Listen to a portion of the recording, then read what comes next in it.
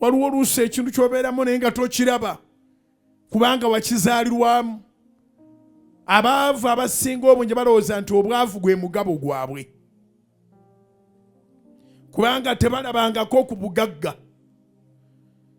Baazaalibwanga bataata sayidi y'ekika baavu, sayidi y'ebukojja baavu, ne bagenda mu masomero ga kyavu ne babeera n'emikwano gya kyavu.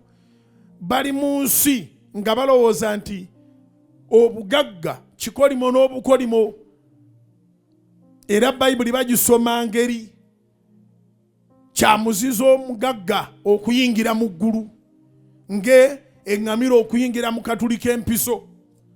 Kati nga ye vaasi bw'atyo bwazitegeera ng'alowooza nti bw'ofuna obugagga osobola okuba ng'osubiddwa eggulu. Naye bassebo ne bannyabo, obwavu si mugabo gwaffe, ogwo gwe muliro gwe tuyitamu. Buli muntu agenda kufuna ku bugagga mu linnya lya Yesu.